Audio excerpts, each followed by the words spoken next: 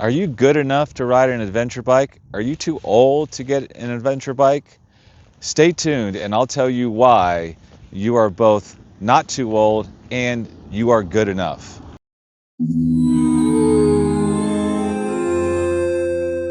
So I see all these motorcycle reviews about the KTM 890. It's way more bike than the average rider would need. Well, how do you know if you're an average rider? How do you know if you're a good rider or not? How do you know if you're not too old to get a motorcycle or an adventure motorcycle such as this one? What are the qualifications? If you're that person who's been sitting there like, oh, one of these days I'm going to get an adventure bike, or one of these days I'm going to even get a motorcycle, and you just haven't, what's stopping you from doing it? So I would say there are certain things that help when you ride an adventure bike or any motorcycle that have helped me in my motorcycle journey. One, I mountain bike, and I rode a bicycle when I was a kid, and I learned how to ride a dirt bike. I had a little Suzuki 75 when I was 13, 14 years old. So I have the background, the shifting and all that. I mean, if you can drive a stick, you can probably get used to it. So for me, it's like, if you have basic coordination skills, because I think that's important, is just have some basic coordination.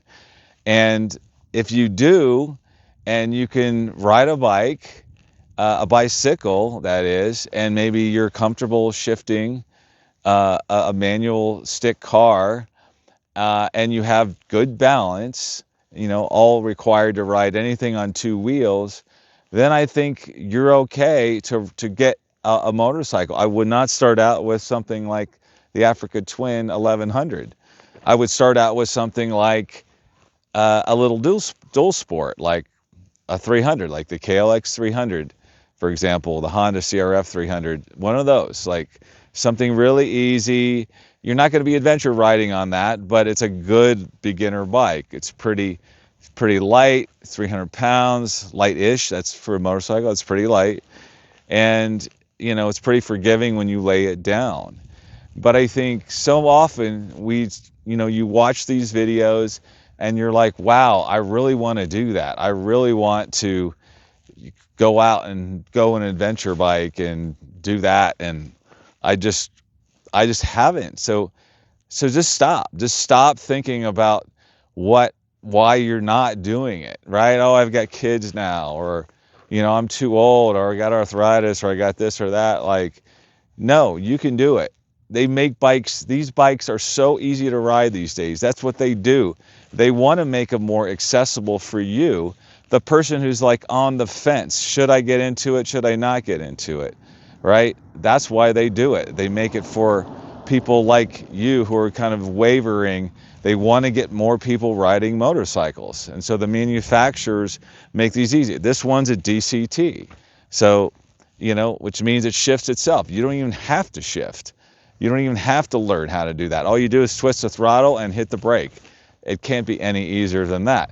However, there is a learning curve because, there's balance, there's things like, these things tip over, they're heavy. If they start to go over, oh, I thought I put the kickstand down and I'm leaning it, and oh, it's not down, bam, over it goes. So, those are beginning learning. When I first learned how to mountain bike, my shins got all, scratched from the clipless pedals. Like my shins were bruised up. Everybody goes through that. And I think if you're looking at your first adventure bike or your first motorcycle in general, you're going to go through that learning curve. You're going to drop the bike on occasion. And that's just part of it. And, you don't want a really nice $20,000 bike to learn on, in my opinion. So everybody wants to go for these bigger, super comfortable bikes. And I just don't think that's the place to start. So I'm here at Sedona today. It's January something, mid-January. And man, it's 65 degrees down here. So this is bonus riding right now. Usually you can't get out of Flagstaff in January. So this has been wonderful to do that. So let's talk about some other reasons. Are you good enough or are you too old? Well, I'm 63. So I'm not even thinking about not riding. It's not even on my radar. I'm going to keep riding. And I think a lot of people who get into these type of bikes specifically are older guys. That's the market. And you wonder why that is, right? These are not 25-year-old bikes who get adventure bikes. Those guys are usually riding sport bikes. So at the end of the day, I think, as you get older, the adventure bike makes a little bit more sense. It gives you that sense of adventure. It gives you that sense of, hey, I can still live on the edge a little bit, because it's called an adventure bike, right? So I'm still feeling like I can have a sense of adventure while riding a motorcycle. So for me, that's what it does. It gives me this sense of freedom and yes, and all the things you've heard before. But I think there's nothing like just being self-sufficient. It's just you and this small piece of machinery compared to a car. It's a small, you're out, you're exposed to the elements. This is why you have to dress in this. So I think at the end of the day, it's one of those things where it feels like you're vulnerable to the elements. So it still gives you that feeling of I'm alive, and I'm I'm taking a risk, right? Anytime you get on a bike, you're taking a risk. That's just the way it is. Yes, are they dangerous? Sure, they're dangerous, but so are a lot of things. I don't think that should stop you. So, I mean, we got one life to live. If we have one, like, live it to its fullest, right? And if you go down or whatever, then so be it. But like, go down living the life the way you want to. So, are you good enough, really? Yeah, you probably are good enough. You probably are. If you have a buddy who's got a little bike, go test ride it, ride around the neighborhood, and see how it goes. But my experience is I haven't talked to anybody who's been on a motorcycle and didn't love it, didn't fall in love with it. Like, it's addicting. It really, really is. This is why I have 3 bikes. So I think it is, for the person who wants a little bit more out of their life, wants a little bit more excitement, maybe, right? I mean, and then you get to add the mods and all the things, which makes it even more fun, more like a hobby, and you get to wrench and all that kind of stuff if that's your thing. So I think basic coordination skills, I think a desire to learn, I think, is important as well. And I think if you're going to do it, like, invest in something that's a little bit smaller would be my suggestion. So you're not too old and you are good enough. It's just going to take a little bit of practice. You want to practice, you want to move around, you want to, go to an abandoned lot, just ride like this lot, just ride around the dirt parking lot. And why I think adventure bikes hit the sweet spot for a lot of people is it's the only motorcycle where you can go on or off road, right? So you can't do that with choppers or cruisers or, or sport bikes. Like, they're meant for the pavement only. So adventure bikes, a lot of people think if I'm riding on the dirt, it's a little bit safer. There's no cars, and there's some truth to that.